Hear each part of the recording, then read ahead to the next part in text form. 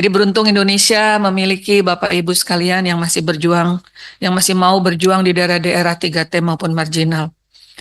Yang berikutnya saya setuju dengan apa yang disampaikan oleh JPPI bahwa memang jika wilayah tersebut adalah pertanian, maka juga sekolahnya harus yang pertanian sehingga bukan hanya menghasilkan keturunan petani yang begitu-begitu saja, tapi akan menjadi petani yang lebih modern, lebih meningkat dengan ilmu pengetahuan yang mereka dapatkan dengan pendidikan yang disesuaikan sesuai dengan wilayahnya. Makanya saya dari dulu juga selalu berusul bahwa kalau mendirikan pendidikan vokasi ataupun SMK itu, jangan sekolah pertanian adanya di tengah kota gitu. Tapi sekolah pertanian harus di daerah pertanian.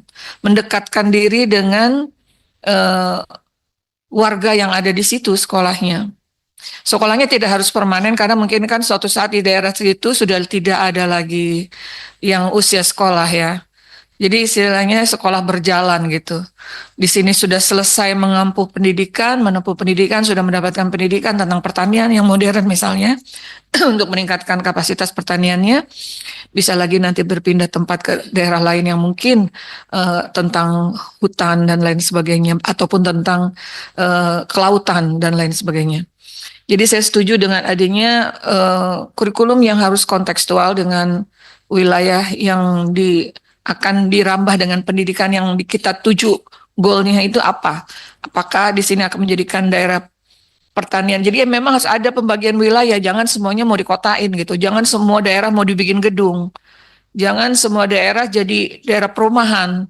Jadi harus ada pembagian wilayah mana yang memang di sini pertaniannya pertanian kelapa ya. Sekarang ini kan kelapa kita lagi langka nih karena dibeli Cina ya. Jadi bagaimana meningkatkan produktivitas pertanian kelapa supaya kelapa di situ lebih bagus, lebih banyak dan lebih berkualitas. Nah itu jadi saya harap semakin banyak ya gerakan-gerakan seperti yang dilakukan oleh JPPI maupun dari Kuanta yang luar biasa tadi sudah sampai ke langsung ke tempat yang daerah berbahaya ya. Kemudian juga eh, saya setuju dengan bahwa apapun kebijakan kita di pusat, kalau di daerahnya juga ngeyel ataupun mungkin pemangku daerahnya asik dengan dirinya sendiri ya, kita dapati bahwa ada salah satu kepala daerah yang ditangkap karena korupsi, daerahnya tidak maju-maju. Nah, jangan jauh-jauh. Nggak usah ke Papua, di tetangga kita Provinsi Banten kan nggak maju-maju. Masih banyak di daerah Lebak, tadi Pandeglang yang tertinggal. Itu contoh nyata yang dekat gitu dari Jakarta. Dan dekat Jakarta saja sudah begitu, apalagi yang jauh dari Jakarta. Nah ini komitmen kepala daerah sekali lagi. Mereka harus bisa memetakan mana-mana saja warganya yang sekolahnya itu jauh. Jadi harus ada sekolah yang saya bilang tadi, sekolah yang bergerak. Bukan hanya guru penggerak, tapi sekolah yang bergerak. Demikian mungkin. Jadi sekali lagi saya berterima kasih kepada UNICEF juga yang sudah banyak melakukan pekerjaan-pekerjaan, terutama PAUD ya Bu ya.